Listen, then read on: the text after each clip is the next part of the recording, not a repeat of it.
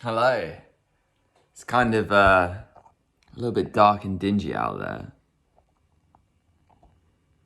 Oh, you can't zoom when you're in the video already. I thought you could. Oh no, it's because I'm on front camera, that's why. Anyway, I just wanted to make this quick video to kind of show what I've been getting up to over the last couple of months. Apologies for the bedheads, but I was like, there's no time like the present to make this video. Got my cup of tea. Always got to go with the oversized mug because that is the volume of liquid that you want to consume in order to feel satiated. Anyway, just thought I'd give you a little tour of my space that I'm in. It's nice. It's like a holiday cabin. Been here for nearly 3 months now. Pretty much trying to write and record an album, which is amazing. I'm so grateful. I'm so lucky to have this opportunity to do this. Sometimes getting overwhelmed, but that's part of it because there's so much to do. You know, you've got to think of social media content, and you've got to be your own mix engineer, and you've got to be a songwriter, and you've got to practice your instrument so that you don't sound terrible, and you have to think of video ideas like this. That's why I thought of doing this. Yeah.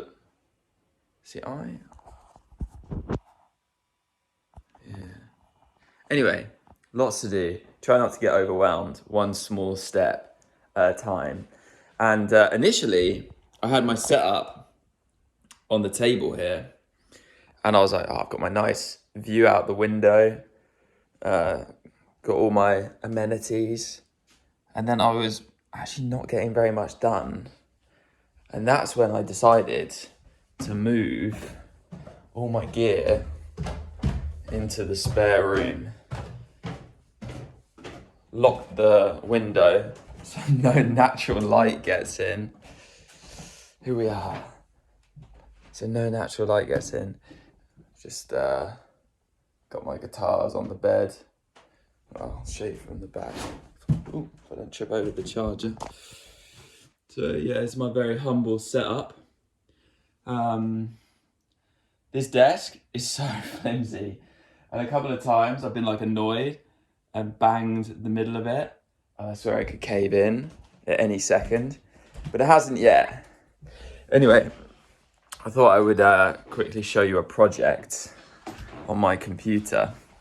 So while that loads up, I'll just talk some more random rubbish. Cheers. But I have been trying to get a bit better at mixing, researching different techniques people have been using. And I was getting kind of upset because I was like, my gear is so inferior compared to a lot of pro gear out there. Let's load up Ableton. Like, for example, I was learning about how important preamps are. I was like, wow, obviously I need a preamp to make my music sound good, especially when recording vocals, because I'm just using a little Scarlett. You know, everyone knows a little Scarlett.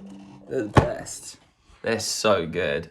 I love my Scarlett, but you know, some of these interfaces and preamps can run into thousands and thousands of dollars. And that's when I realized that I could use Universal Audio Spark, which is a $20 a month membership, which has all this pro gear for which would, if it was the hardware, it would be like hundreds of thousands of dollars worth of gear. So pretty stoked that I've got that. I just wanted to load up a session very quickly. That one. Anyway, I was also getting really upset about my microphone as well. Like, this is an AT 2020. It's an $80 microphone. And you know what? It actually sounds pretty damn good for $80. It just sounds pretty damn good in general.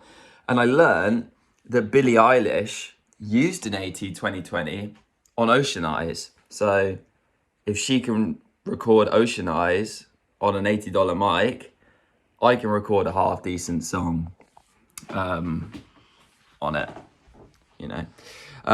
Anyway, where was I? This session that I loaded up. So I was just talking about Universal Audio Spark membership with all these fantastic plugins.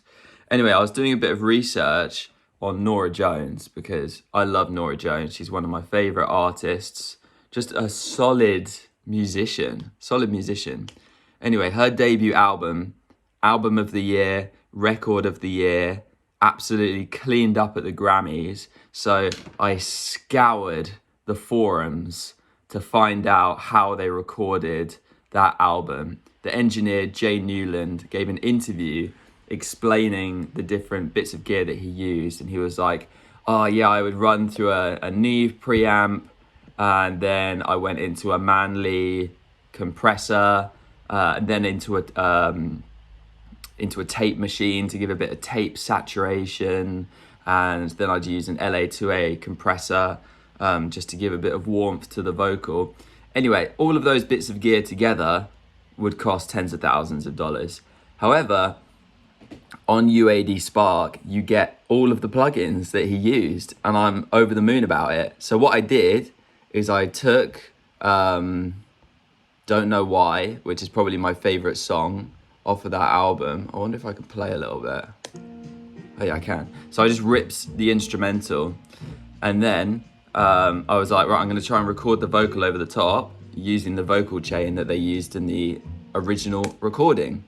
So I'll show you that vocal chain very quickly. So, okay, so we start with the Neve preamp, as I said. Then it's going into a Manley compressor, only slightly. Then we've got some tape saturation because it went into a tape machine. This is exactly what they did in the record. Then what did I do? Then I added some EQ. Okay, yeah, make sure you've got a high pass on there to take out that low end mud. No one wants that. And then what did I do? And then I ran it through a series of compressors. So 1176 to take the transients off. Then of course the LA2A, which is world famous. And then I actually ran it in parallel compression with a Fairchild as well, because I was like, why not? You know, let's just smack every compressor on there possible. And then I listened back to my vocal take, and yeah, it was nice and smooth. Obviously, the most important part of a recording is the source. So that is your voice, your vocal technique, how far away you are from the microphone, the gain that you set on your interface. But slowly, I'm learning bits and pieces to improve my production skills. What else have I been getting up to? So I had the intention that I was going to record an entire album when I was here. And then I realized that's way too mammoth of a task. So in order to ease the burden, I was like, I've already written all the songs. I've written all the music. I write them in my journal every day. I was like, I'm just going to record 11 demos. And then I can actually do a demo in a day. I can do a demo in 2 hours if I really push it and it's like really rough. And it just gives structure to the arrangement, what the tempo is, what the chords are, what the different sections are, like how long's the intro, how long's the chorus, how long's the bridge. And then I can take that to my band and be like, okay, let's learn how to play these structures. And I might not necessarily have anything release ready. And I think actually an optimistic timeline from complete start to finish for an album is 2 years. For your first one, that's what I'm learning. Maybe for the second one, you've already learned so much that you could do a second one in a year. But I think that's the amount of time that you need to have really smart, intelligent arrangements, clever songwriting with emotional depth. These things take a long time.